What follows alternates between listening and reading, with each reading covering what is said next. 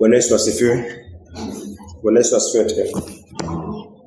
Basi imempendeza Mungu tukutane tena katika ushirika wa Africa Repent Kenya, tukiwa na wapendwa pia wa Africa Repent Tanzania, sehemu ambao wako Mbeya, ili tuangalie kile ambacho Mungu anataka tukiangalie katika uinjilisti huu. So kabla tuanze ni vyema tuamini tuombe. Mungu wa Abraham, Mungu wa Isaka, Mungu wa Yakobo, sifa na utukufu ni zako Bwana. Mungu kwa uwezo wa mwanae ambaye ni Kristo Yesu. Naomba Bwana ukashiriki nasi kupitia Roho yako aliye mtakatifu Bwana. Naomba Bwana hata katika wale wapendwa ambao watakuwa katika mitandaoni Bwana, wakiwa nasikiza Bwana, na sisi ambao tuko hapa na wale Bwana wako Tanzania Mbeya Bwana, na hata majirani ambao Bwana wako nje hapa Bwana, naomba Bwana kwa rehema zako na neema zako Bwana, nenda ukanene nao Bwana. Mwandama sisikike, mwandama sionekane Bwana, lakini wewe Bwana acha ukaonekane Bwana. Na ukatupatie tahadhari kwa ajili ya nafsi zetu Bwana. Ili Mungu tujue Bwana kuna vita vinavyoendelea mtakatifu wa Israeli, vita vya nafsi zetu Bwana. Ili Bwana tusiwe katika wepesi wa moyo, wepesi katika neno lako, wepesi Bwana katika kuishi mali hapa ambao tunapita kama wasafiri Bwana. Tusaidie mtakatifu wa Israeli tuweze kuona kila ambacho tunafaa tukione Bwana. Nenda ukaamshe nafsi za wenye dhambi Bwana, na wale walio okoka Bwana, nenda ukawasimamishe zaidi na zaidi Bwana katika utakaso wako ndani yao Bwana. Mungu nenda ukaongee Bwana, nenda ukanene Bwana sawa sawa na inavyokupendeza. Na ni kwa jina la Yesu Kristo Bwana tumeomba na tukiamini. Amen. So tukiangalia kwanza, kabla tuangalie kila ambacho Mungu anataka tuangalie, na mimi pia huu ni mzigo ambao Mungu anataka uangalie wewe mwenyewe. Ufahamu kwamba shetani yuko vitani, na Mungu anataka moyo wako na wangu uangaliwe vizuri, ili nisichukulie tu wepesi. Kuna vita vinavyoendelea ambapo wewe hujui, lakini kuna vita vinavyoendelea. Lakini kupitia maandiko, mimi pia sijui, lakini kupitia maandiko najua kuna vita vinaendelea. So tukiangalia kitabu cha Jude 1:9, Mungu anataka uchukue tahadhari na nichukue tahadhari. Kabla tusome Jude 1:9, hata tuangalie Ufunuo kwanza 12 mstari wa 7, alafu tutakuja kwa Jude. Ufunuo 12 mstari wake ni wa 7. Kitabu cha Ufunuo 12 mstari wake wa 7, Maandiko yanasema, basi palikuwa na vita mbinguni. Basi palikuwa na vita mbinguni. Mungu anasema palikuwa na vita mbinguni. Mikaeli na malaika zake wakapigana na hilo joka. Mikaeli na malaika zake wakapigana na hilo joka. So yule ambaye anakupiga vita ni yule ambaye alipiga vita mbinguni, yule joka. So kuna joka ambaye alipiga vita mbinguni, na kuna joka, huyo joka aliyeitwa duniani. So huyo joka anaendelea kupiga vita duniani, au muoni? Si sababu umuoni inamaanisha kuna vita vinaendelea. Vita vinaendelea Maika kwa ajili ya nafsi yako. Vita vinaendelea kwa ajili ya nafsi yako Patrick, nafsi yangu, nafsi yako Ana, nafsi yako Moses, nafsi yako Morris. Vita vinaendelea nafsi yako Abraham. Vita vinaendelea. Vilianza mbinguni mbele za Mungu. Vilianza mbinguni mbele ya Yesu Kristo. Vilianza mbinguni mbele ya malaika wote, mbele ya wazee 24. Vilianza mbinguni. Vilianza mbinguni mbele ya wale wanne wenye uhai, mbele ya maserafi. Vilianza mbinguni vita. Na yule ambaye alikuwa anapiga vita ni joka. Maandiko anamuita nyoka. Na hata kuendelea kupiga vita. Na utaanza kumuona katika maisha yako. Tunamuona hata katika ushirika, wakati tunaanza tu neno hivi, ndio mambo yanatokea, mambo mingi sana, si kwako na hata si kwangu. Wakati unataka kusoma neno, umejiweka, ndio mambo yanaanza kutokea. Hata wewe mwenyewe wakati unataka sasa kuomba, usema sasa acha nijitarishe, nianze kukaa nimtumikie, ndio mambo yanatokea. Hivyo inamaanisha kuna vita. Hizo ni ishara ya kwamba kuna vita, na vilianza mbinguni. Naweza kuendelea tafadhali? Basi palikuwa na vita mbinguni. Mikaeli na malaika zake wakapigana na hilo joka. Nalo joka pamoja na malaika zake akapigana nao, lakini joka na malaika zake wakashindwa, na hapakuwa tena na nafasi yao huko mbinguni. Huyo ni huyo joka. Huyo joka ni nani? Mstari wa 9. Ufunuo 12 mstari wa 9. Ile joka kuu likatupwa chini, yule nyoka wa zamani aitwaye Ibilisi au Shetani, aupotoshaye ulimwengu wote, akatupwa chini duniani, yeye pamoja na malaika zake. Huyo joka ni Shetani. So Shetani anakupiga vita. Shetani anataka nafsi yako. Shetani anataka nafsi yako. So kama kwa uwezo wa Mungu utaendelea kuwa katika mwili ama wasikia neno na neno halikusukumi kabisa kubadilika zaidi na zaidi mpaka kwa neema ya Mungu kupokea imani, then hakika kama neno la Mungu liisivyo utaingia jana, sababu shetani hataruhusu nafsi yako iokolewe. Shetani hataruhusu. Shetani uko vitani. Shetani atakuletea mambo mingi sana ili akili yako iondoke kwa kumtafuta Mungu. Akili yako iondoke kwa kile ambacho kinakungoja. Akili yako iondoke kwa sababu ya yale ambao baada ya maisha haya utakutana nayo. Hataki uone hayo, hataki ufikirie kuhusiana na hayo. Shetani waweza kuwa waona mimi niko sawa naja kwa ushirika, ni vizuri, lakini napoje kwa ushirika ukijuazi umesimamia wapi kwanza? Kama uko katika toba kwa muda mrefu, basi na maisha kuna hatari, uko na adui. Na kazi yake ni kuzuia neno lisiingie katika moyo wako. Mpanzi alienda kupanda mbegu zingine zikaanguka kwa barabara, ndege wakazila. Yesu akaeleza hizo ambazo ndege alizila ni watu wanaosikia neno, wanasikia neno, alafu wakitoka Ibilisi anakuja anafanya nini? Anaondoa lile neno. Wanabaki hawana neno ndani ya moyo wao la kuwapatia wokovu. Hawana neno ndani ya moyo wao la kuwapatia toba. Kila ambacho wamekisikia kimetolewa. Wanarudi tena kesho. Kuna vita vinaendelea. Mpanzi alienda kupanda, mwingine pia akapanda mbegu nzuri, mwingine akaja akapanda mbegu mbaya. Yule mwovu akaja usiku akapanda mbegu mbaya. So shetani anafanya kazi. Hizi ni parables ambazo Yesu Kristo alipeana.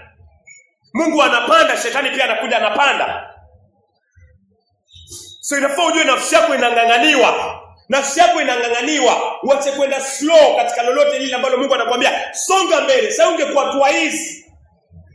So uondoke katika kiti ambacho kinaitwa kupumzika, kutosheka. Kama Kristo hajaumbwa ndani ya moyo wako kikamilifu, uko mali hatarini sana, na uko na mpinzani. Mpinzani ambaye ni shetani.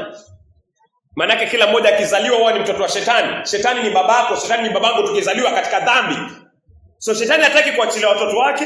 Hawezi kukuachilia hivi. Hawezi kukuachilia. So shetani alitupwa duniani, na alipotupwa duniani yeye ndio mpinzani wako. Yeye ndio mpinzani wangu. Acha tuangalie kitabu cha Jude sasa. Jude 1:9 anapigania nini shetani?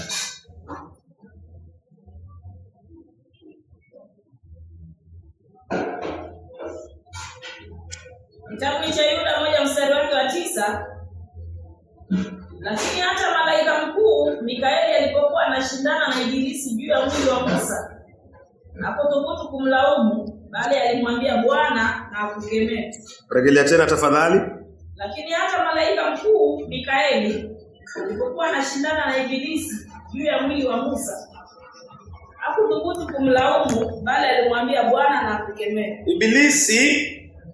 Ibilisi ni shetani. Mikaeli ni malaika wa Bwana.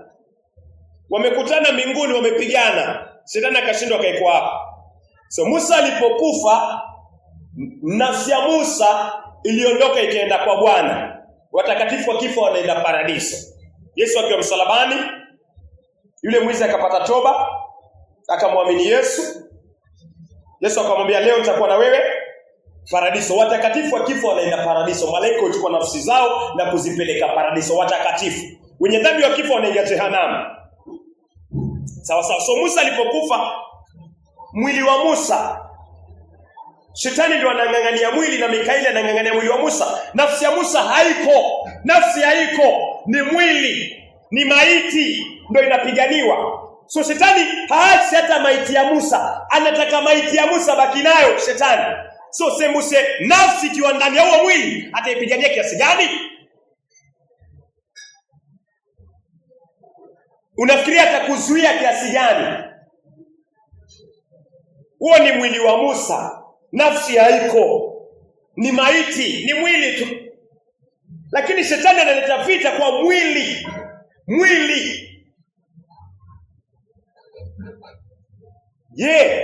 Nafsi ikiwapo nani anapiga vita kiasi gani? Na wewe na mimi. Ni vita kiasi gani? Kwa sababu sisi si mwili tu. Wewe si mwili tu, mimi si mwili tu.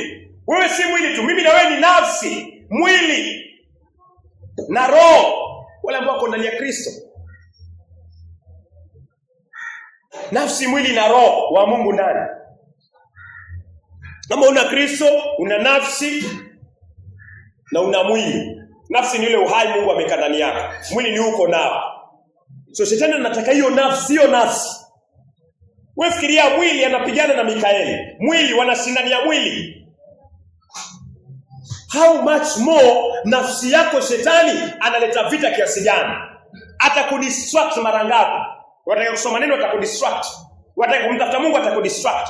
Wataka kuja ibada atakudistract. So inafaa ujue nataka kwenda ibada lakini najua kuna mpinzani atasimamisha hali hapa. Na najua hii hali haitokani na Mungu, inatokana na shetani. Lakini si kila hali zote utazikumbatia. Hali hazitokani na Mungu. Wakati umeshuka kweli wataka kumtafuta Mungu, Mungu anakusongelea karibu. Lakini shetani pia yuko hapo. Afanye nini? Akuzuie. Azuie mbegu zisimee. Hivyo ndio shetani anafanya kazi. Moses. So hakuna kitu kama mimi niko tu sawa. Hakuna kitu kama hiyo. Hauko sawa. Vita vilipigwa mbinguni, vinapigwa hapa duniani. Then mtu ambaye tayari yuko tu, yani mimi na wewe tukiwa tunajua tu kila kitu kiko sawa. Shetani anapigania mwili, nafsi. Wewe uko na nafsi. Mara ngapi shetani amepigana vita kwa ajili ya nafsi yako? Mara ngapi shetani amepigana na vita kwa ajili ya nafsi yako? Mara nyingi. Kwa sababu hizi wachile watoto wake waende. Al-Shababu wakishika watu, huwa wataki wale watu waende. Ukijaribu kukimbia tu wanakufukuza mpaka wakushike. Ama wanakupiga risasi wakuue. Hivyo ndio shetani pia anafanya. Tumezaliwa na dhambi, sisi ni watoto wa ibilisi. Then Mungu anapoleta neno lake tuokolewe, tunatolewa kwa kifungo. Unafikiri atakuacha hivi? Hata kuacha. Naweza rejelea tena Jude tafadhali. 1:9. Lakini hata malaika mkuu Mikaeli alipokuwa anashindana na ibilisi juu ya mwili wa Musa. Anashindana na ibilisi. Mikaeli anashindana na ibilisi juu ya mwili wa Musa. Si juu ya nafsi. Si Musa yuko hai, mwili wa Musa. Hakuthubutu kumlaumu. Bali alimwambia Bwana na kukemea. So inafaa ujue kabisa ndani ya moyo wako. Inafaa ujue nafsi yako ina vita vikubwa zaidi ya shetani kupigania mwili tu, maiti ya Musa. Halafu kwa hapa hauna Biblia saa zingine.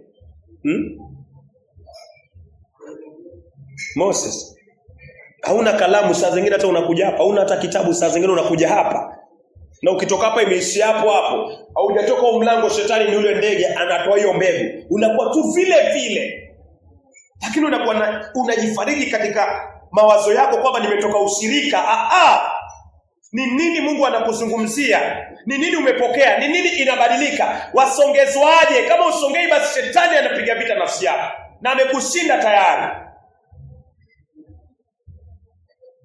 So hii hata ikusukume na inisukume, mwili wa Musa unapigania vita. wa Thessalonike wa kwanza 5:23. Wewe ni zaidi ya mwili tu wa Musa ukiwa hauna nafsi. Mwili tu wa Musa ukiwa hauna nafsi. Mtu ambaye yuko na nafsi, yuko na mwili, huyo ni zaidi.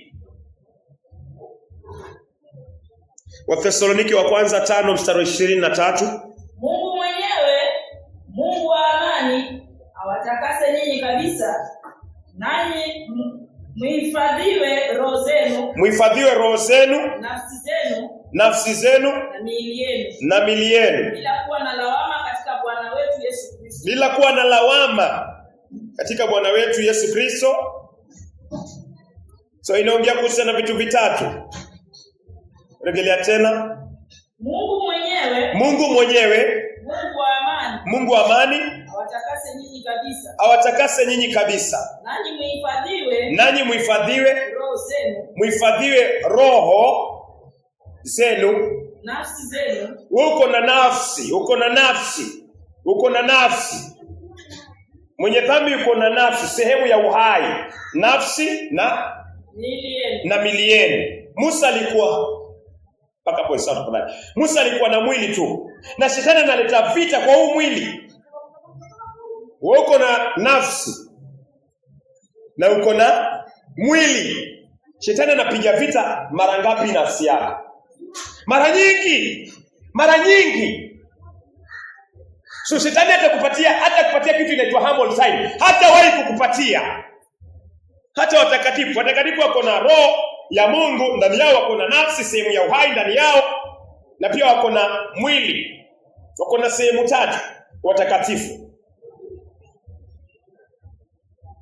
Mtu ambaye hana roho wa Mungu ako na sehemu mbili, ako na roho na ako na nafsi, sehemu ya uhai ndani yake. So shetani anapiga vita kiasi gani hata wale wenye nafsi na wenye mwili? Shetani anapiga vita zaidi ya vile alikuwa anapiga vita na Mikaeli kwa ajili ya mwili wa Musa.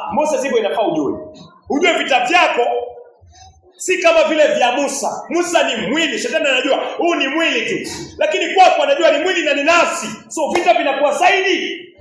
Inafaa uamke, inafaa niamke. Ujue ni how much more vimekuwa vikiendaje vita. Mara ngapi umekuwa ukisikia neno? Mara ngapi umekuwa ukitaka kuomba mambo yanatokea? Mara ngapi umetaka kusikia neno ama wasema siku fulani nitaenda kusikiza neno? Mara ngapi umeshindwa? Mara ngapi unasema nataka nisome neno, nataka nisongele Mungu sasa? Mara ngapi umeshindwa? Ni kwa nini? Au uko peke yako? Kuna mtu ambaye anakupiga vita. Ibilisi na anakushinda kwa sababu mimi na kuna kitu inaitwa ignorance. Hatujui kama tuko vitani. Hatujui kama tuna adui ambaye anatupiga vita. Hatujui kama huyu adui alipigania mwili wa Musa sana, anataka mwili ambao umekufa. Anautaka sana mwili. Hatujui kwamba roho na nafsi ambazo ziko ndani yetu na miili yetu anaitaka mara nyingi zaidi. Maana akipata nafsi yako, basi anafurahi, anajua sitachomeka peke yangu. Na hiyo ndo anataka kujifariji katika ule moto ambao yeye ataekwa tayari. Anasema huu moto nitachomeka, nitateketea milele. Na nikipata nafsi nyingi ndo anataka faraja katika hivyo. Na ndio maana anatafuta. Shetani hataki kuteketea peke yake, anataka kuteketea na watu wengi. Hiyo ndio faraja ya moyo wake. Yaani kuna watu wengi wanaingia motoni, ndo at least anasema yeye anachomeka, lakini at least hiyo ndio faraja. So lazima adanganye nafsi nyingi sana, lazima apige vita nafsi yako, kwa sababu hiyo ndio faraja yake. Yeye anajua sharibu kila kitu anaenda kuchoma, lakini sasa faraja ni nini? Nitachomeka peke yangu? Wacha nichome wengine, wacha nikachomeke nao. Hiyo ndio faraja. Ni kama mtu mwenye ukimwi, anaambukiza ukimwi, nataki kumtafuta Yesu Kristo, na kuna hasira, alikuwa anashimesha machafu akapata ugonjwa. Sasa kuna hasira, anasema lazima mimi pia nife na wengine. Atakapokuwa ataendelea kuambukiza ukimwi, ndio furaha yake, ndio faraja yake. Tende kama yuombo akiambukiza mtu anasikia vizuri kidogo, na hiyo kutaka vizuri ndio anataka endelee kuisikia, ataambukiza wengi. Shetani yuko hivi. Shetani anaingiana, na ana nguvu na mamlaka. Lakini unajua uko na adui. Na ukijua uko na adui, hautaishi penye umekuwa ukiishi. Hautatembea katika toba penye umekuwa ukitembea. Hautatembea penye unatembea. Uko vitani vilianza mbinguni, hapa duniani viko, maana alitupwa huko. Shetani alitupwa duniani. Malaika wakasema ole wenu wanadamu, kwa sababu mshtakiwa wenu yuko pamoja nami. Ole anaambia naambwa mimi, waambwa wewe. Hii ole hauisikii. Hii ole siisikii. Ni kwa nini? Tuko na ignorance.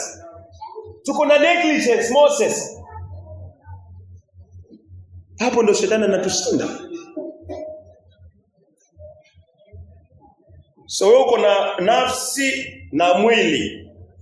Shetani anapiga vita times 2 zaidi ya Musa.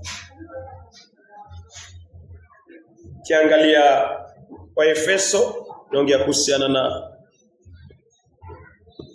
Waefeso 3:10, ngoja nifike ama ni 6. Waefeso 6.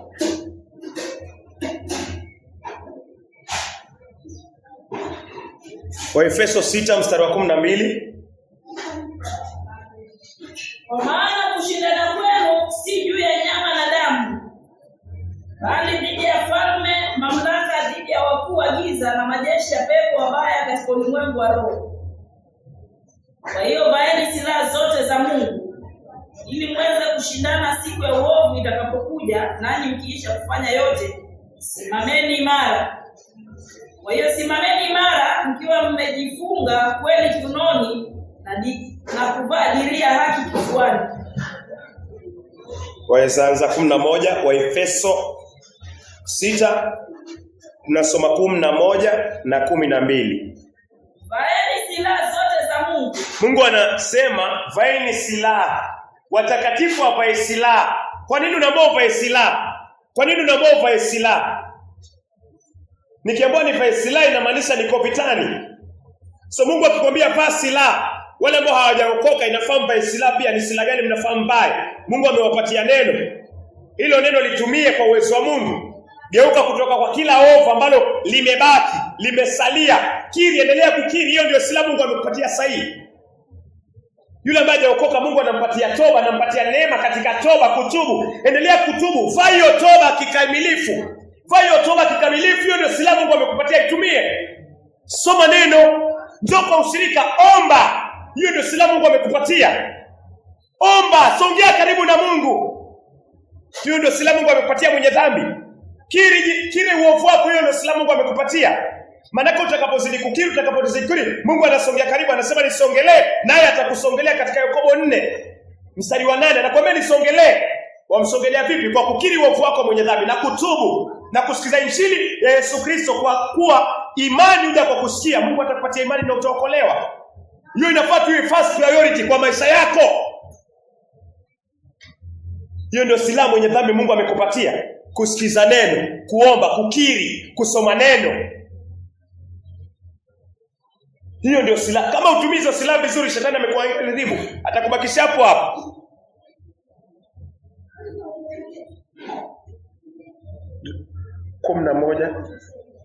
Vaeni silaha zote za Mungu, ili kwamba mweze kuzipinga hila za ibilisi. Ili kwamba mweze kuzipinga hila za ibilisi. So huwezi mpinga ibilisi katika mwili, lazima uvae silaha.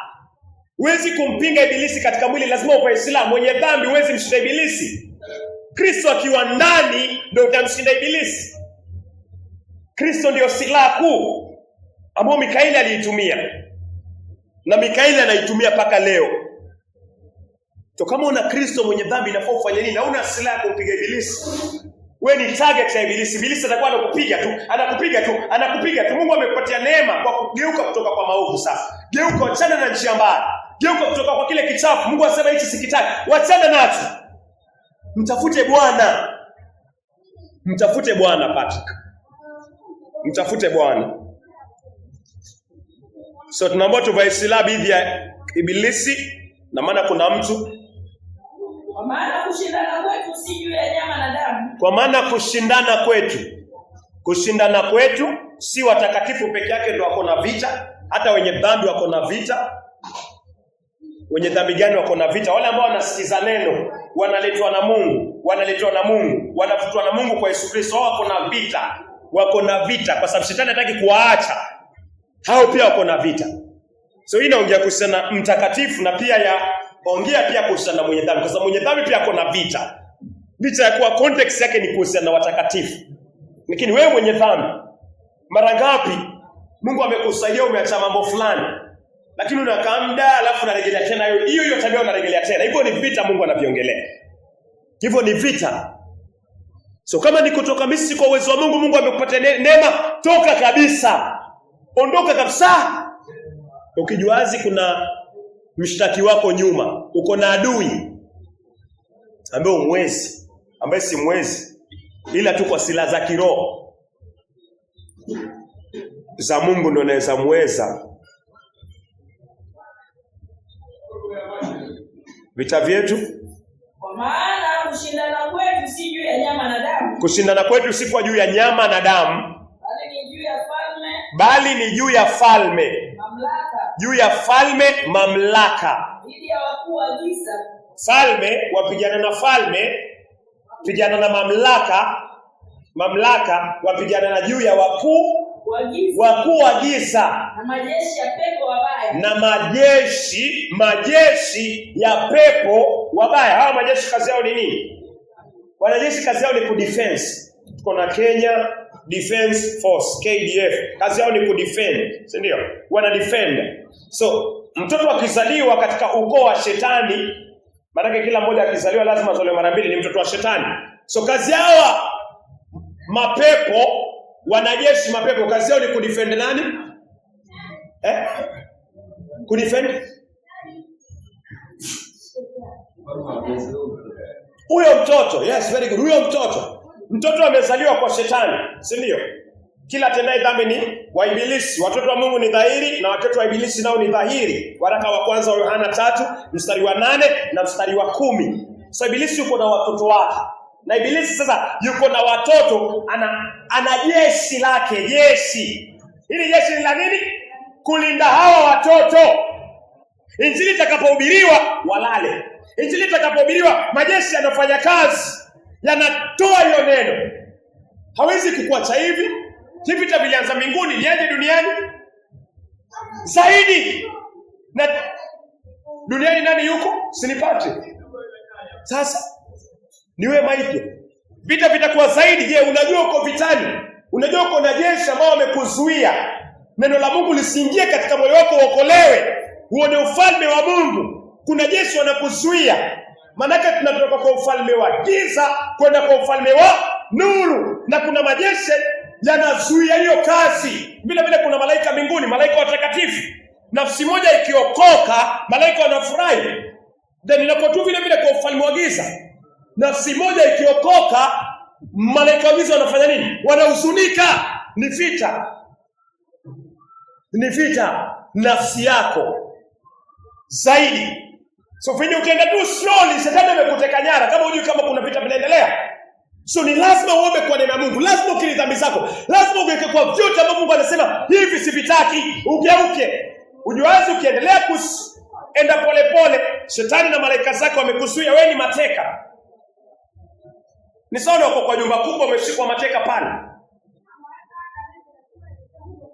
Alafu mwanajeshi mmoja kutoka kwa Mungu amekuja kufungulia mlango, akwambia sasa toka ukimbie. Bado umebaki pale. Wanakuja tena wanafunga mlango au nini wagiza. Then unabaki hapo kwa uovu. Unapoona unaenda mbele, unarudi nyuma. Unaenda mbele hatua moja Moses, unarudi nyuma hatua 3. Hiyo ndio inakuwa tu hivyo, maisha tu inakuwa tu hivyo. Maisha tu yaendelee. Maisha si yaendelee uko vitani na ukipo unaingiana msahihi. Angalia tena tafadhali 11:12.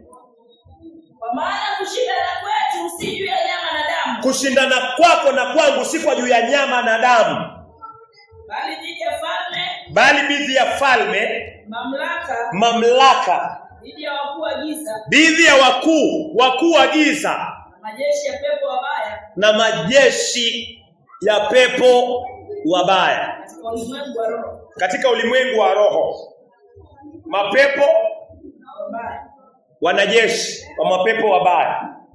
Hivyo ndio Mungu anasema. So hivyo ndio vita vyako na vyangu. Hao wanajeshi wanalinda nini? Waraka wa kwanza wa Yohana, acha tusome 3 mstari wa 10. Hao wanajeshi mapepo wabaya wanalinda nini? Nafsi ya nani? Leza soma. Kwa jinsi hii tunaweza kujua dhahiri watoto wa Mungu. Kwa jinsi hii tunaweza kujua dhahiri watoto wa Mungu, na pia watoto wa ibilisi. Na pia watoto wa ibilisi. Yoyote asiyetenda haki atokani na Mungu. Wala yeye asiyempenda ndugu yake. Weza rejelea tena tafadhali. Kwa jinsi hii tunaweza kujua dhahiri watoto wa Mungu. Kwa jinsi hii tunaweza kujua dhahiri watoto wa Mungu. Na pia watoto wa Ibilisi. Na pia watoto wa Ibilisi. Yoyote asiyetenda haki. Mtu yote ambaye hatendi haki atokani na Mungu. Wala yeye asiyempenda ndugu yake. Rejelea mara ya mwisho tafadhali. Waraka wa kwanza wa Yohana 3 mstari wa 10. Kwa jinsi hii tunaweza kujua dhahiri watoto wa Mungu. Tunaweza kujua dhahiri watoto wa Mungu. Mungu yuko na watoto na watoto wa Ibilisi. Mpaka hapo ni sawa. Na watoto wa Ibilisi. So Ibilisi yuko na watoto? Yes, Ibilisi yuko na watoto. Na kazi yao wanajeshi. Kazi yao wanajeshi ni kufanya nini? Efeso 6 mstari wa 12. Hawa ni watoto wa Ibilisi, si ndio? Ibilisi yuko na watoto.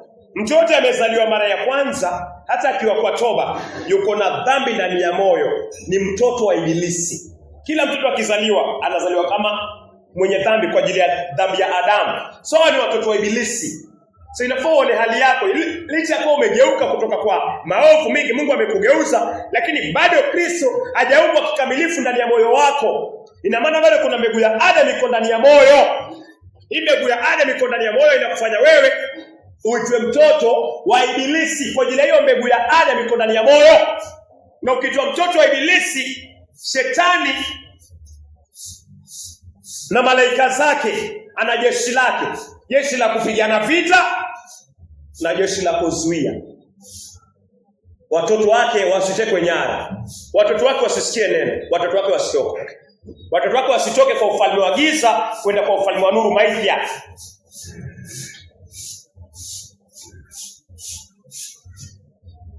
Na hao wanajeshi ambao Mungu anaweka hapa, inafaa ujue si wanajeshi ambao utafikiria ni shetani aliwatengeza. Hawa ni malaika ambao wamepungukiwa na utakatifu wa Bwana. Hawa ni malaika ambao walikuwa mbinguni wakimtumikia Bwana, na sasa wakatupwa hapa duniani. So ni malaika ambao wako na uwezo, wanajua mambo mingi sana kukuliko na kuniliko. Maana ni malaika ambao walikuwa mbinguni siku moja. Hao sasa ndio wanajeshi waovu wa shetani.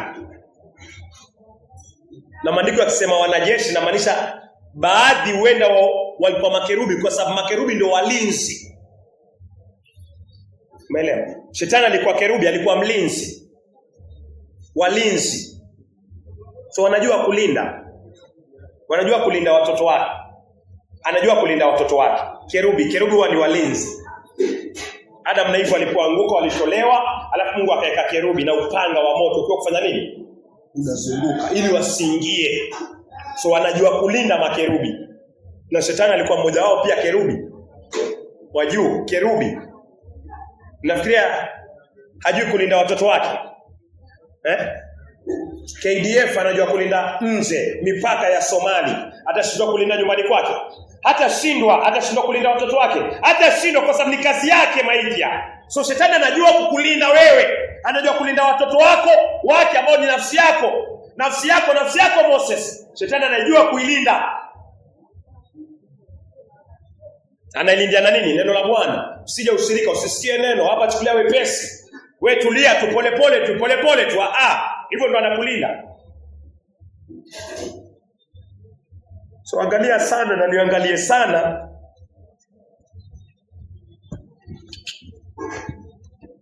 Kiangalia Danieli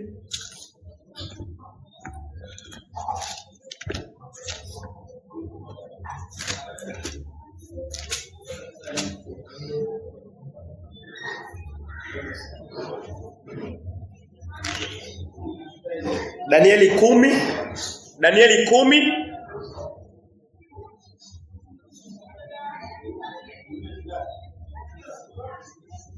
unaweza anza 11 ni sawa. Danieli 10 kuanzia mstari wa 11 akasema, Danieli, wewe mtu upendwaye sana, Fikiri kwa makini maneno ninayokuambia kunena nawe sasa. Fikiri kwa maneno ninayokwenda kunena nawe sasa. Simama wima, kwa maana sasa nimetumwa kwako. Naye aliponiambia haya, nikasimama nikitetemeka.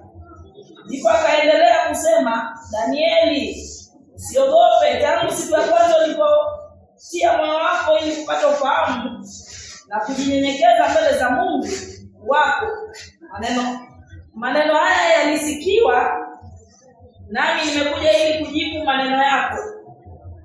Lakini mkuu wa ufalme wa Uajemi alinipinga kwa siku 21. Alinipinga kwa siku 21. Ndipo Mikaeli, mmoja wa malaika wakuu, alikuja kunisaidia kwa sababu nilikuwa nimezuiliwa huko na mfalme wa Uajemi. Huyu ni malaika Gabrieli. Gabrieli ni malaika ambaye huwa anatumwa kupeana habari. So Danieli alikuwa anaomba. Danieli anaomba Moses. Danieli ni yule anapendwa na Mungu. Danieli ni kipenzi cha Mungu. Lingana na Gabrieli anamsema. Sawa. So kipenzi cha Mungu anaomba. Itakuwa ni kipenzi cha Mungu. Alipoomba, maombi yake yalienda mpaka mbinguni akasikika. Sasa kuregeshewa majibu. Mikaeli akawa ametumwa amregeshe Danieli majibu mapya. Gabrieli akija hapa kwa anga. Maandiko yanaeleza mbingu 3. Kuna ya kwanza, ya pili na ya tatu. So hapa kwa anga, hatujui ni ngapi, lakini hapa kwa anga akafanya nini Gabrieli? Akazuiwa. Gabrieli yuko na maombi, majibu ya kumpelekea Danieli. Amwambia Danieli, Mungu amesema hivi na hivi na hivi. Lakini sasa akileta majibu akazuiwa hapa kwa anga. Hivi ndio vita vinaendelea. So Danieli, wewe zona yuko huko, anafikiria mbona Mungu anijibu? Mbona Mungu anijibu kwa siku ngapi? 21. Yaani kuku atage mpaka ile siku amefanya nini? Wiki moja iende, ya pili. Siku 21. So anangoja majibu, mbona Mungu anijibu? Anangoja majibu siku 21. Kumbe majibu yashajibiwa, yameletwa, lakini kuna mahali kwa anga yamefanya nini? Yamezuiwa na nani? Mkuu wa anga, yule nyoka Ibilisi.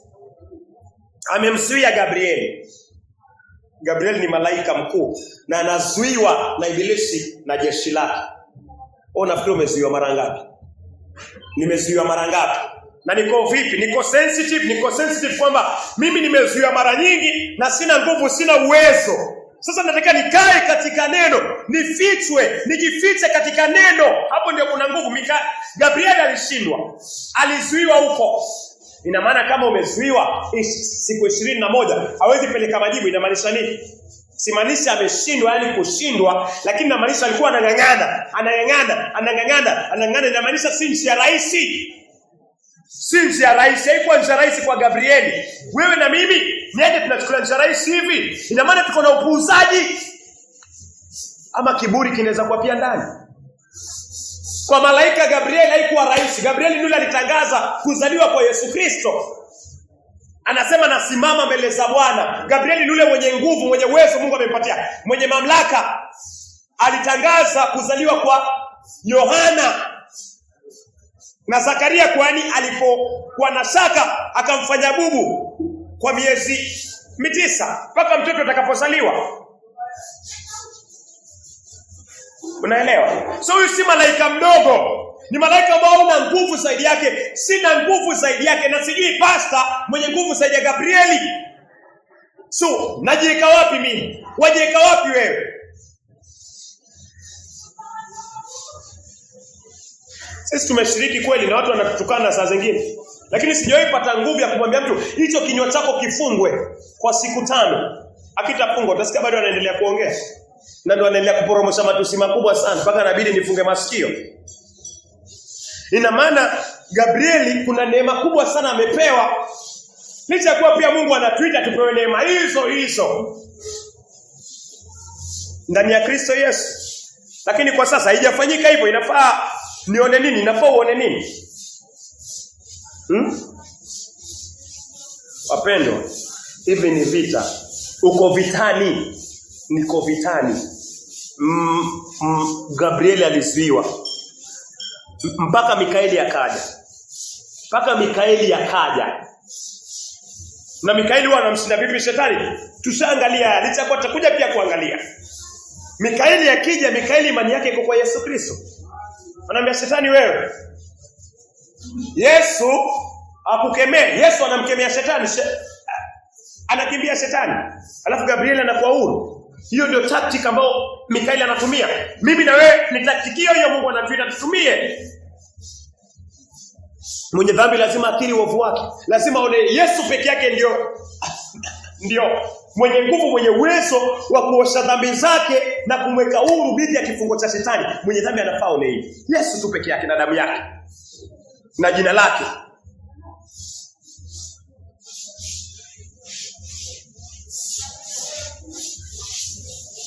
Mikaeli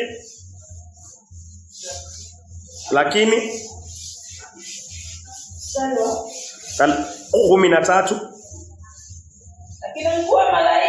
lakini mkuu wa ufalme wa Uajemi alinipinga kwa siku 21. Ndipo Mikaeli, mmoja wa malaika wakuu, alikuja kunisaidia kwa sababu nilikuwa nimezuiliwa huko na ufalme wa Uajemi. Alikuwa amezuiwa na mfalme wa Uajemi. Unaonaje Pati? Umezuiwa mara ngapi? Umezuiwa mara ngapi? Nimezuiwa mara ngapi? Mara nyingi. Mara nyingi. Kila wakati nafaa nijue mahali kwa kukimbilia. So tukiangalia Petro pia ni kanisa. Nadhani sasa wazidi kuona vile vita ambavyo Mungu anaviongelea viko juu yako, juu ya nafsi yako, juu ya nafsi yangu.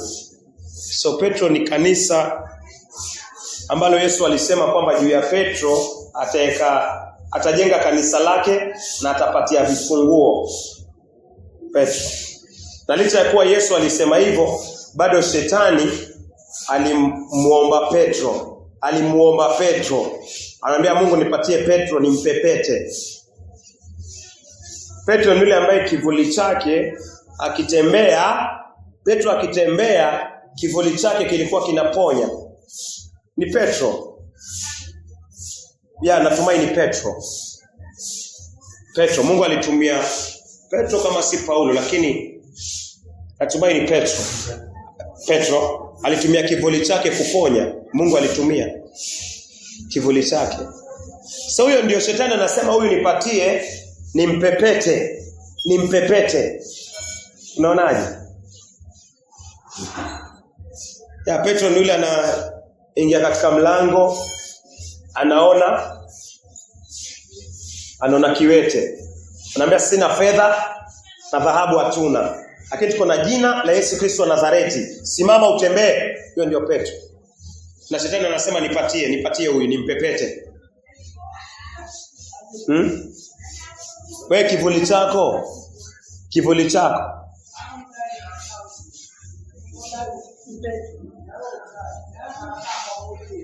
kisha kuponya mtu. Akijawahi. Changu pia akijawahi. Kwanza changu ndio kibaya kabisa. Na siku Mungu alikuwa ananionyesha hivyo. Na siku ilikuwa usiku tu nyumbani pale. Mwezi unapiga, alafu hii kivuli kinafanya nini? Ina reflect. Watoto wangu wakawa wanakimbia hivi. Wakikimbia hivi wakaona kivuli changu. Wakakimbia kweli. Nikawa nasema Mungu wangu. Yaani wanaogopa kivuli changu, watoto wanakimbia. Wanasema Mungu wangu. Wanasema cha Petro kilikuwa kinaponya. Kivuli changu watoto wangu wenyewe wanafanya nini? Wanakikimbia. Hiki kitu lininyenyekeza mpaka leo nakumbuka. Kasema kweli. So how much more shetani atanidai mbele za Mungu anipepete, na kupepete kama tuko makini katika neno lake. Hatumpi shetani mamlaka, lakini kuna kitu Mungu anakuonyesha. Kuna kitu Mungu ananionyesha kwamba adui ambao tuko naye tusifikirie ni adui ambaye tutamshinda tukiwa katika mili yetu na kuendelea tu kutembea katika hizi hali ambazo tunakuwa nazo. Ndio maana mitume walikuwa wanajua adui yao ni nani. Ukijua adui yako ni nani na silaha zake, then mwenendo wako wa kutembea utabadilika. Lakini kama hujui adui yako ni nani, then utaishi, tutajipeana tu. So hatumtukuzi shetani, tunaonesha kile ambacho Mungu anasema kuhusiana na shetani kwa neno lake. Mali Paulo akasema we are not ignorant kwa zile devices, zile silaha ambazo shetani yuko nazo. Wanasema sisi si wapuuzaji hata kidogo kwa zile silaha ambazo shetani yuko nazo. Na mimi na wewe tumekuwa tu slowly. Shetani yuko na silaha. So naweza angalia Petro, mali Yesu anasema nitalijenga kanisa langu juu yako. Mathayo 18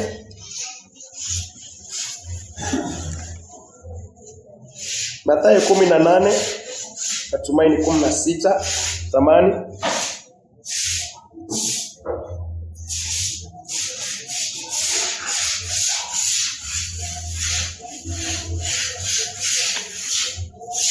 Mathayo 16:18 sawa sawa ni 16.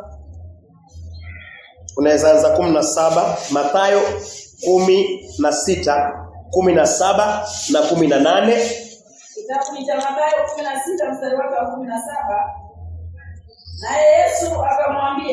Naye Yesu akamwambia, Heri wewe Simioni Bariona, kwa maana hili alikufunuliwa kwako kwa mwanadamu, bali na Baba yangu aliye mbinguni. So Petro amepata ufunuo wa Yesu ni nani. Petro amefunuliwa na Mungu Yesu ni nani. Sawa sawa. So Roho wa Mungu anafanya kazi kwa Petro. Amefunuliwa Yesu ni nani kupitia Mungu. So ni mtu ambaye Mungu anamtumia. Mstari next. Yesu anamwambia Petro nakwambia, wewe ndiwe Petro, na juu ya mwamba huu nitalijenga kanisa langu. Yesu anamwambia Petro, wewe ndio Petro, na juu ya mwamba huu nitalijenga kanisa. So Yesu anasema atajenga kanisa lake juu ya Petro. Yesu anamaanisha ataingia ndani ya Petro kupitia Roho Mtakatifu, alafu ataokoa watu wengi sana kupitia yeye ndani ya Petro. Sawa sawa, alifanya hivyo katika Pentecost na alifanya hivyo.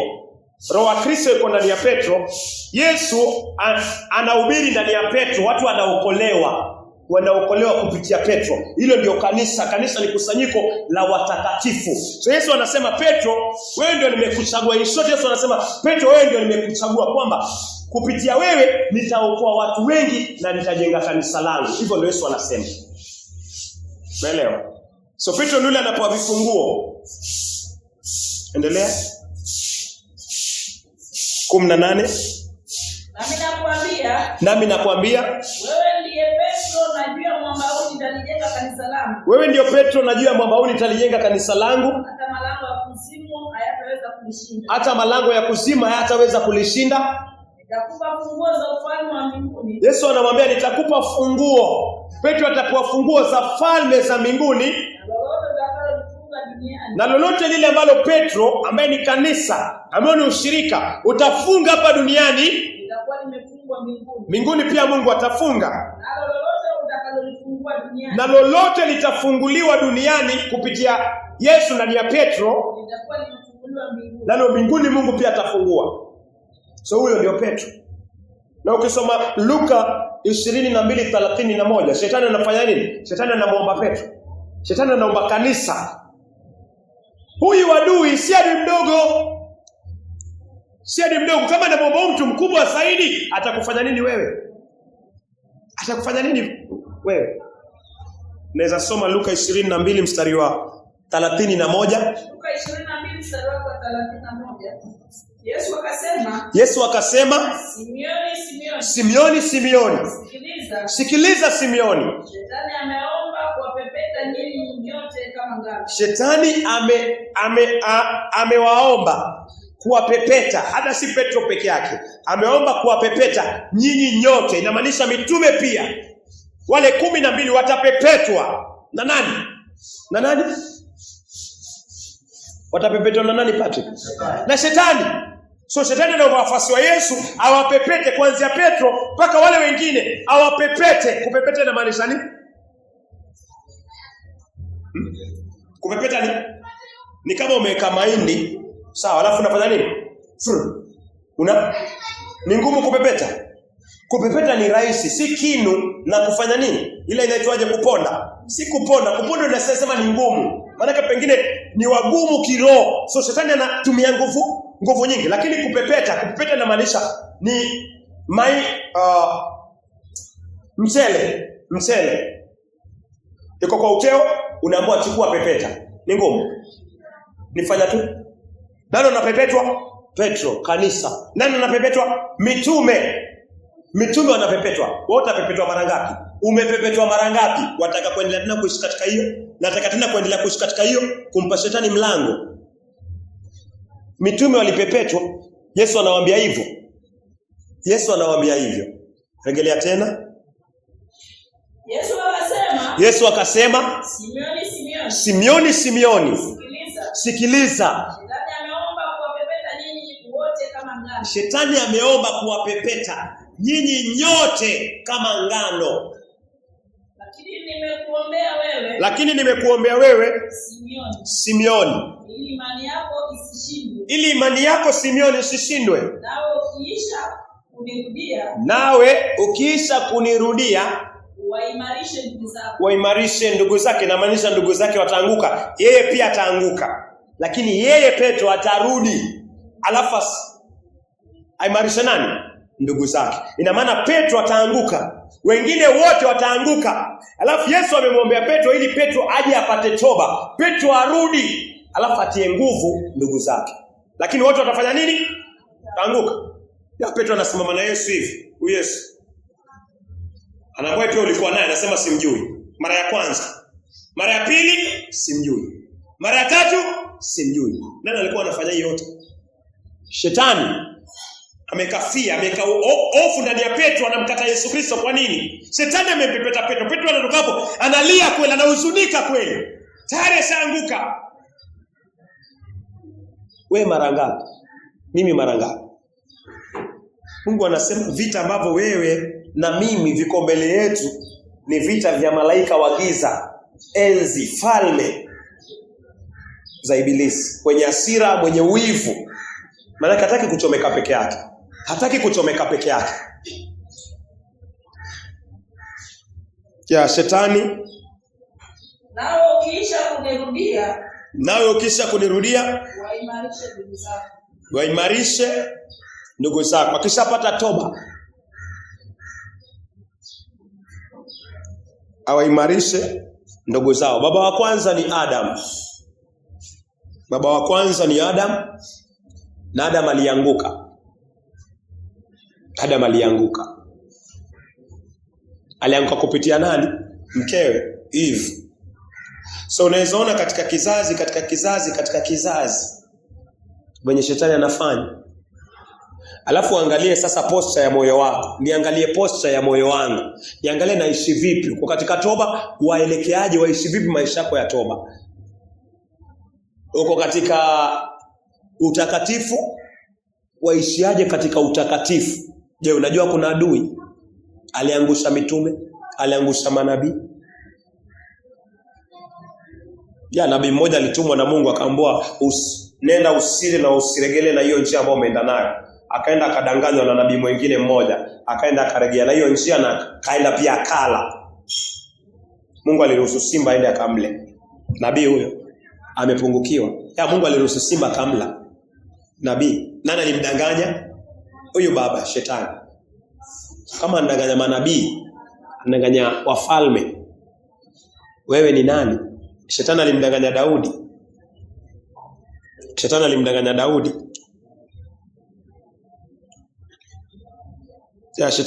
Daudi ahesabu nani? Ahesabu wa Israeli. Shetani alimdanganya Daudi ahesabu wa Israeli. Alipohesabu wa Israeli, Mungu akafanya nini? Mungu akakasirika.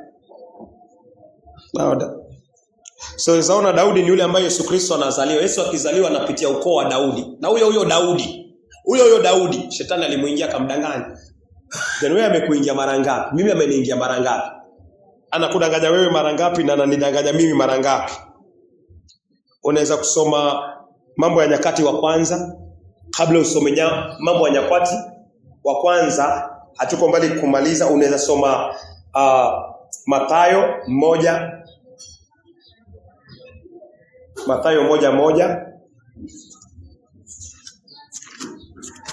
Habari za ukoo wa Yesu Kristo mwana wa Daudi. Habari za ukoo wa Yesu Kristo. Habari za ukoo wa Yesu Kristo mwana wa Daudi. Yesu ni mwana wa Daudi, mwana wa Abraham. Yesu anaitwa pia mwana wa Abraham. Yesu anaitwa mwana wa Daudi. Yesu anaitwa mwana wa Daudi. Katika ukoo wa Yesu Kristo, Yesu anaitwa mwana wa Daudi. So huyu Daudi, huyu mpinzani ambaye ni shetani alimuingia akamdanganya. Huyu ambaye Yesu anazaliwa kupitia ukoo wake. Halafu uone wewe utakapojiachilia utadanganywa mara ngapi na ibilisi shetani. Ukimfungulia mlango atakutawala mara ngapi? Na mimi vile vile. Kiangala Mambo ya Nyakati wa kwanza 2:21. Mambo ya Nyakati wa kwanza 21:1.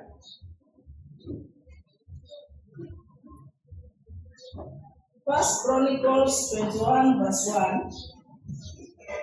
Shetani akainuka dhidi ya Israeli.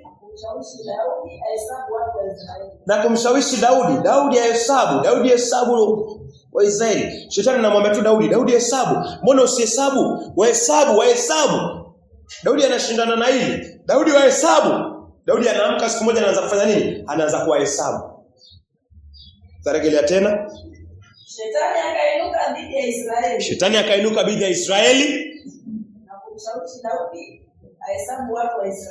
Na kumshawishi Daudi ahesabu watu wa Israeli. Hili lileta maafa. Mungu alichukizwa sana na hili. Mungu alichukizwa sana. Nani amemtumia? Shetani. So Daudi akona wale wanajeshi wazuri sana. Daudi akona wanajeshi wazuri sana.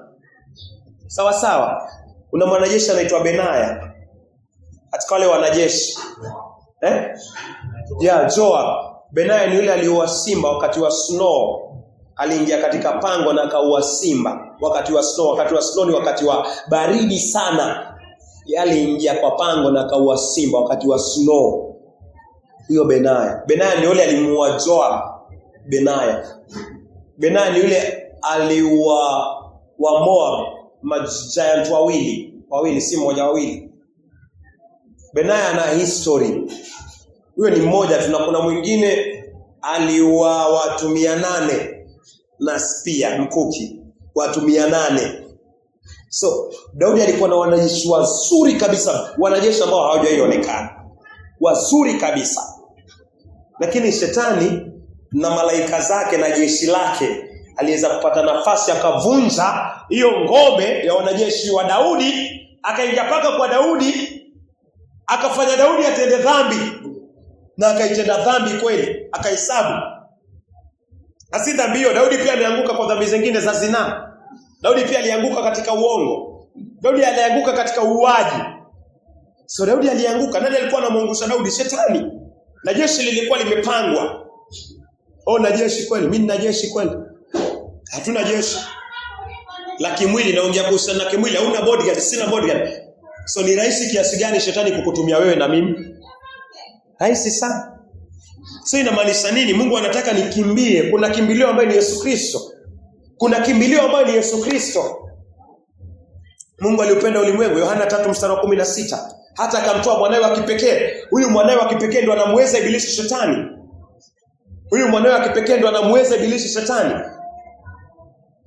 Yohana 3:16. Hili ndio kimbilio.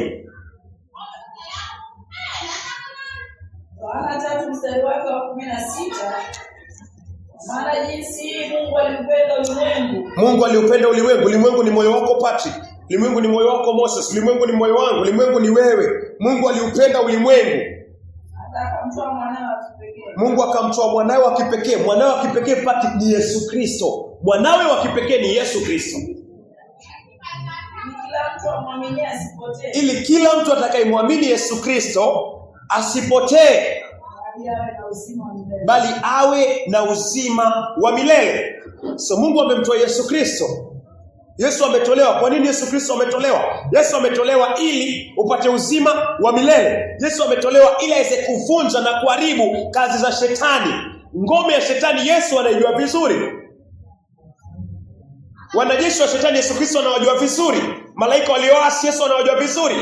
Yesu ndiye anajua silaha ya kumshinda shetani, ni damu yake mwenyewe. Ndio anakuambia sasa, kimbia kwa Yesu Kristo. Tubu dhambi, kiri dhambi, wachana nazo. Kimbia kwa Yesu Kristo. Utaokoka.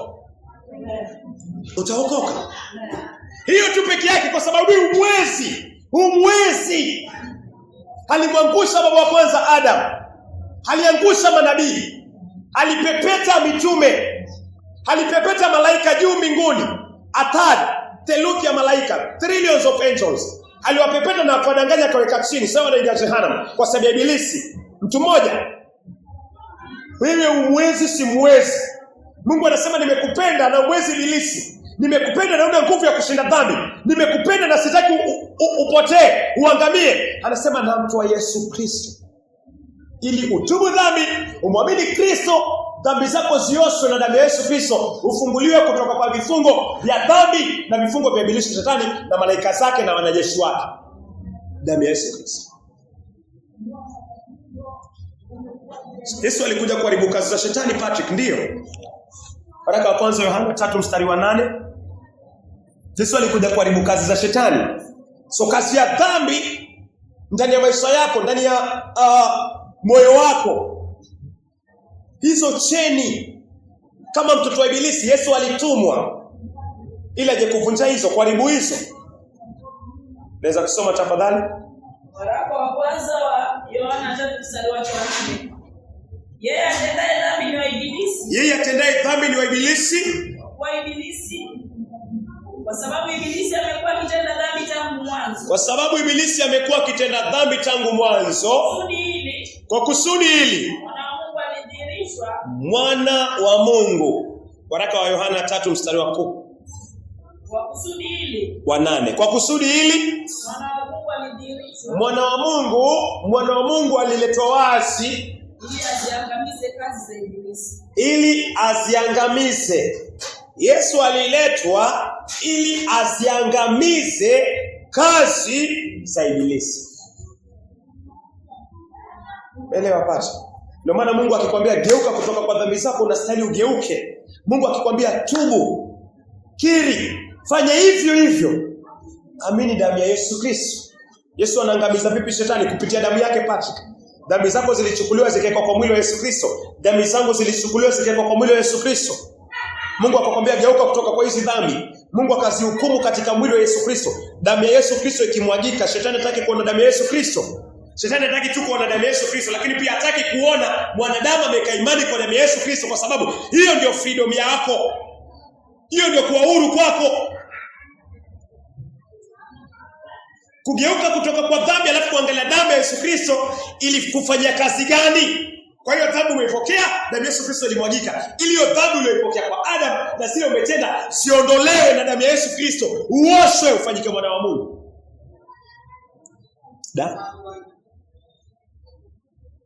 So Mungu alichukua dhambi zako zote, Yohana 1:29. Dhambi zako zote. Mungu akupatie imani. 7 inamaanisha ukamilifu. Leo ni tarehe 7.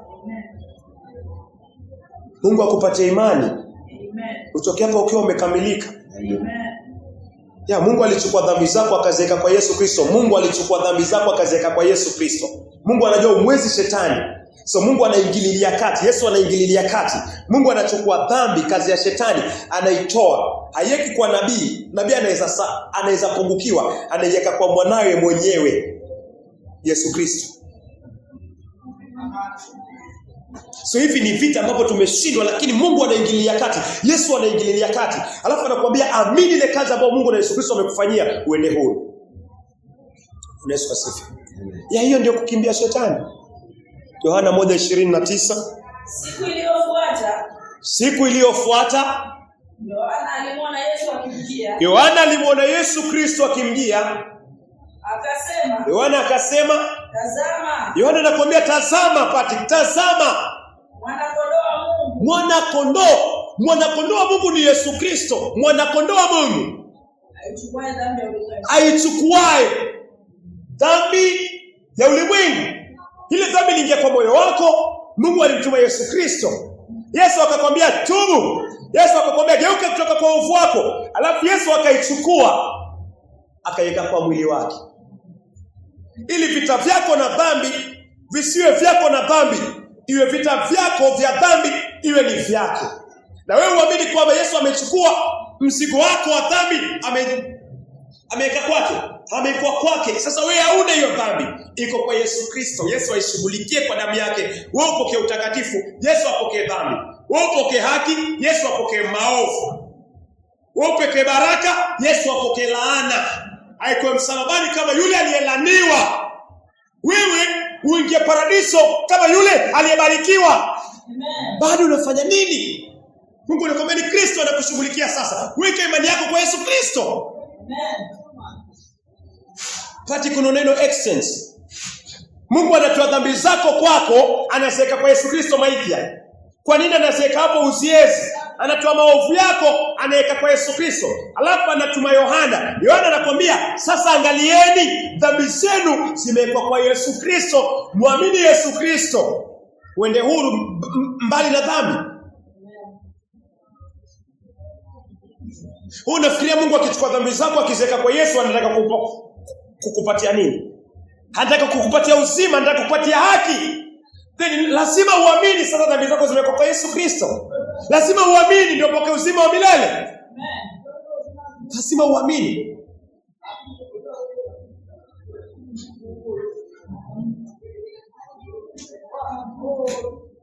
So maovu ni yale umetenda. Mungu alichukua maovu yako yote akamtwika Yesu. Kutwika ni kuweka juu. Hivi kama nimechukua ile bagi nimetwika. So ni lako, ili bagi ni lako, mzigo ni wako. Lakini Mungu anamtwika Yesu. Anachukua maovu yako yote, Patrick. Maovu ni yale umetenda tangu tumboni. Tukisema uongo kwa tumbo za mama zetu. Tangu tumboni tuko wenye dhambi kupitia baba anaitwa Adamu. Mungu anasema hizo zote amezichukua na kaziweka juu ya Yesu Kristo. Maovu ni ile amri umezivunja Moses. Bidii ya serikali, bidii ya wazazi wako, bidii ya mbingu. Hizo maovu yako, makosa yako yote, Patrick, Mungu anasema ameyachukua akaweka kwa nani? Kwa Yesu Kristo. Anakuambia tubu, geuka kutoka kwa hayo, achana nayo. Naweza soma Isaya 53 mstari wa 6. Sisi sote kama kondoo tumepotea. Sisi sote, Isaya 53:6. Sisi sote kama kondoo. Mungu anasema sote tumepotea.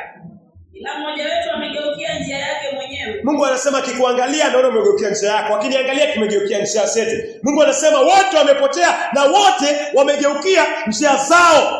Naye Bwana aliweka juu yake maovu yetu sisi sote. Ni Mungu anasema hayo maovu ya kufuata njia zenu, hayo maovu ya kuishi maisha yako machafu, Mungu anasema nimeyachukua, nimekuondolea haya. Na ameyaweka kwa mwanae ambaye Yesu Kristo ambaye hana hatia. Lakini Mungu anasema nimekuondolea yote, nimeyaweka juu ya Yesu Kristo. So inafaa niamini hivyo. Na nianze maisha mapya. Baada ya kuweka kwa Yesu, Mungu alizihukumu. Mungu alizipiga sasa kwa mwili wa Yesu. Mwizi akiiba huwa anapigwa. Wewe umeiba. Sawa? Wataka kupigwa ili kosa la kuiba laikiwa mtu mwingine. Sasa mtu mwingine ndo anapigwa. Waelewa? So Mungu anachukua makosa yako na makosa yangu. Inafaa tupigwe. Zinafaa zipigwe kwangu, zipigwe kwako. Mungu anazichukua na ziweka kwa Yesu. So Yesu anapigwa kwa sababu ya makosa yako na yangu. Ili kosa lako liwe limepigwa, umemalizana na Mungu. Mungu akikuangalia anasema, "Nilikupiga wewe. Nilikuadhibu wewe. Nasema Mungu uliniadhibu wapi? Ulipomwamini Yesu, dhambi zako zilipigwa kwa Yesu na wewe ulipigwa kwa Yesu. Mungu anasema sina kesi na wewe. Bwana Yesu asifiwe. Amen. Warumi 8:3. Hapa ndo unapigwa ndani ya mwili wa Yesu Kristo. Kwa maana kile ambacho sheria haikuwa na uwezo wa kufanya. Kwa maana kile ambacho sheria haikuwa na uwezo wa kufanya. Kwa vile ilivyokuwa dhaifu katika mwili. Kwa vile sheria ilikuwa dhaifu katika mwili. Mungu kwa kumtuma mwanawe mwenyewe. Mungu kwa kumtuma mwanawe mwenyewe. Kwa mfano wa mwanadamu mwenye mwili ulio wa dhambi. Kwa mfano wa mwanadamu mwenye mwili ulio wa dhambi. Na kwa ajili ya dhambi. Na kwa ajili ya dhambi.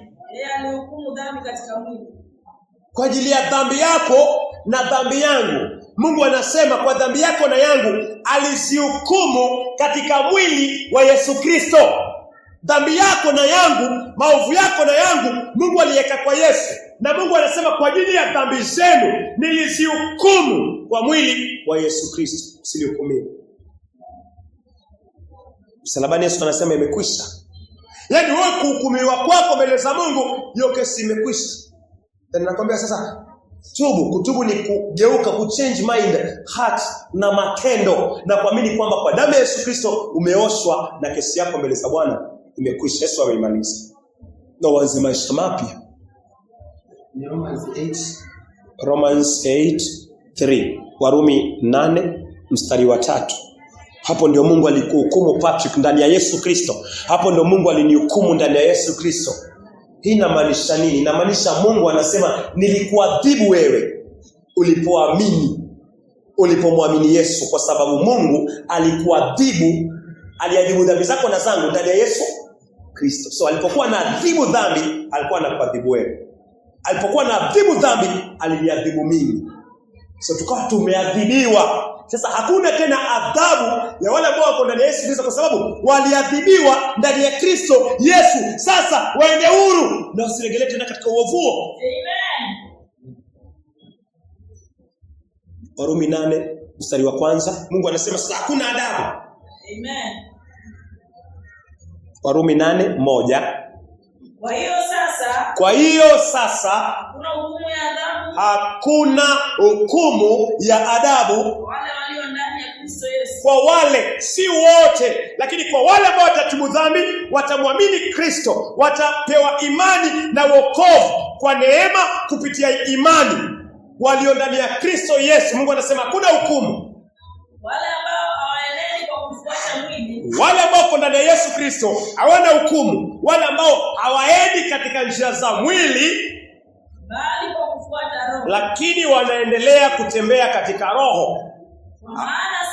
Kwa maana sasa kwa hiyo sasa hakuna hukumu ya adhabu. Kwa hiyo sasa hakuna hukumu ya adhabu kwa wale walio ndani ya Kristo Yesu. Kwa wale walio ndani ya Kristo Yesu hakuna hukumu ya adhabu. Kwa nini? Mstari wa 3, Mungu amehukumu dhambi zao ndani ya Yesu Kristo. Umeelewa? Dhambi zako zimehukumiwa ndani ya Yesu Kristo. Mungu anasema sasa wewe hauna hukumu. Kwa nini? Mungu akihukumu Yesu, alikuhukumu ndani ya Yesu Kristo kwa wale maovu umeyatenda kinyume na amri zake, na kwa ile dhambi uliyoirithi kutoka kwa Adamu. Mimi na wewe tulihukumiwa ndani ya Yesu Kristo. Mungu anasema sasa hauna hukumu, lakini ukitembea katika mwili atakuhukumu. Ukitembea katika Roho utaishi na uzima wa milele.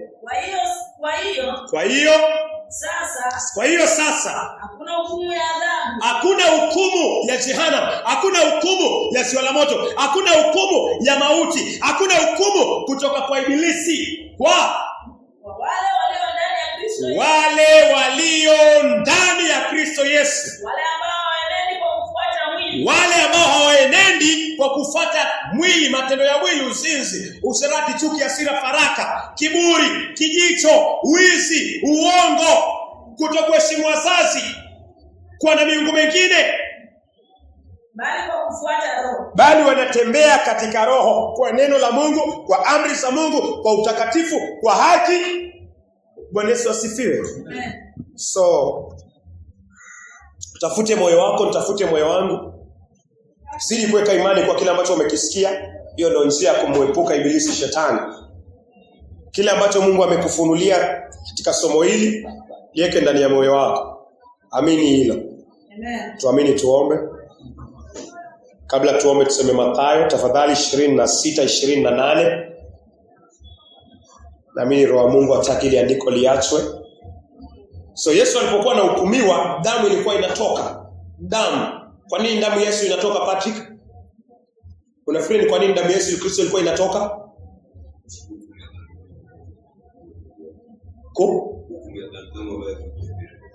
Hukumu ya dhambi yako, yes, kuziosha. Damu kazi yake ni kuosha dhambi, kuondoa dhambi. So Yesu akimwaga damu maiti ya Moses, ni dhambi zako zilikuwa zinafanya nini? Zinaondolewa. Sawa, damu ikimwagika ya Yesu, kazi yake ni kuondoa dhambi. So nikiona Yesu anatoka damu kwa maandiko, nisifikirie ni damu tu kwa sababu pia amechapa tu. Inafaa nione zaidi. Nikiona damu inatoka kwa Yesu, nijue damu inatoka ili iondoe nini? Dhambi za Patrick, ili iondoe dhambi za Moses, ili iondoe dhambi za Faraja, dhambi zako Maithia, dhambi za Karo. So nikiona damu ya Yesu Kristo inatoka, inafaa nione yatoka kwa ajili ya dhambi zako zifanye nini pia? Sitoke na zako zitoke. Inafaa uamini zimetoka kwa damu ya Yesu Kristo. Leza soma Mathayo 26:28.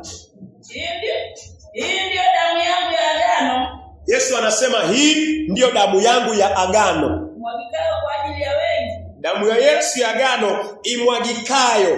Damu ya Yesu inamwagika kwa ajili ya wengi. Wengi ni Patrick, wengi ni Maithia, wengi ni Moses, wengi ni Faraja, wengi ni ulimwengu. Kwa ondoleo la dhambi. Kwa ondoleo la dhambi. So damu ya Yesu ilimwagika ili dhambi zako zifanye nini? Siondolewe. Mara ya mwisho. Hii ndio damu yangu ya agano. Hii ndio damu yangu ya agano. Imwagikayo kwa ajili ya wengi. Imwagikayo kwa ajili ya wengi. Kwa ondoleo la dhambi. Kwa ondoleo la dhambi. Hii ndio damu yangu ya agano. Hii ndio damu yangu ya agano. Imwagikayo kwa ajili ya wengi. Imwagikayo kwa ajili ya wengi. Kwa ondoleo la dhambi. Kwa ondoleo la dhambi. Hii ndio damu yangu ya agano. Hii ndio damu yangu ya agano. Imwagikayo kwa ajili ya wengi. Kwa ondoleo la dhambi. Kwa ondoleo la dhambi. Amen. Amina. Nakushukuru Mungu wa Abraham, Isaka na Yakobo, sifa na utukufu ni zako Bwana. Asante kwa neno lako Bwana. Asante kwa sababu unastahili, ukisikia kwamba unaweza kuomba. Asante kwa sababu unastahili Bwana. Mungu asante kwa kuwa umepeana neno lako Bwana, umepeana neno lako la toba, umepeana neno lako Bwana katika kipindi kirefu Bwana, hata sermon za nyuma, hata sermon za jana. Mungu umekuwa ukishiriki kuhusiana na mzigo wa toba Bwana. Leo umeshiriki kuhusiana na ibilisi shetani ambaye ni adui mkubwa, ambaye hatufai Bwana kumchukulia katika wepesi Bwana. Silaha zake Bwana tufai kuzipuuzia Bwana. Mungu asante kwa sababu umekupendeza hata leo kushiriki kuhusiana na nafaa tukimbie Bwana, kukimbia kwa Yesu Kristo Bwana. Mungu saidia wenye dhambi Bwana walio mahali hapa Bwana, wenye dhambi walio katika mitandaoni Bwana, wasaidie Bwana, neno lako Bwana lipate kufika katika mioyo yao Bwana.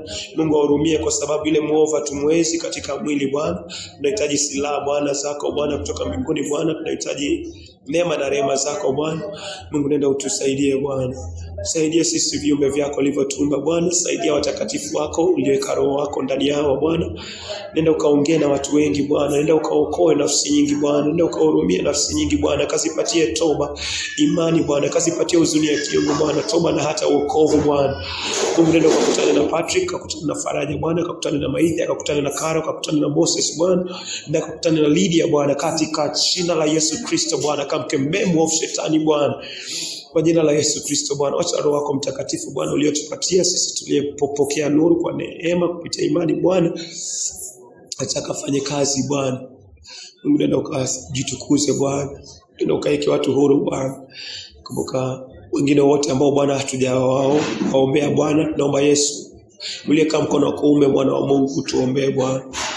Naomba hata kwa nguvu zako ya Yesu Kristo, hata kwa malaika Bwana ambaye ni Mikaeli mtakatifu wa Israeli, ambaye Mungu kwa wale waliokoka, malaika ni watumishi, kazi yao ni kutumikia Bwana. Naomba vita vyovyote vile ambavyo vimekuwa katika maisha yetu Bwana, ndio ukatupiganie Bwana. cha kila wakati Bwana. Damu ya Yesu Kristo iliyomshinda ibilisi shetani Bwana, katawale maisha yetu Bwana, katika jina la Yesu Kristo Bwana. Walio wagonjwa tamali hapa Bwana, tunaomba kwa damu ya Yesu Kristo Bwana, wakapokee toba, wakapokee Bwana msamaha, wakapokee uponyaji. Asante mtakatifu wa Israeli. Na wale wengine pia wako katika sehemu tofauti Bwana, wacha wakapokee toba, wakapokee msamaha na wakapokee uponyaji. Asante kwa kuwa umesikia. Kwa jina la Yesu Kristo tunaomba tukiamini. Sema neema. Kristo wa Yesu. And the love of the fellowship of the Holy Spirit, Jesus now and forever. Amen. Baba yetu, Father what in heaven and beyond, that you come, only be done on earth as it is in heaven. Give us this day our daily bread, and forgive us our sins as you forgive those who sin against us. Lead us not into temptations, but deliver us from the evil one. For thine is the kingdom, the power, and forever and ever. Amen.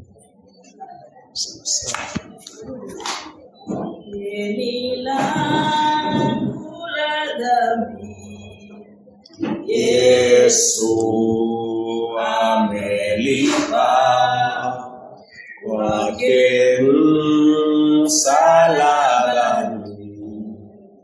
nilipewa uzima, deni la dhambi,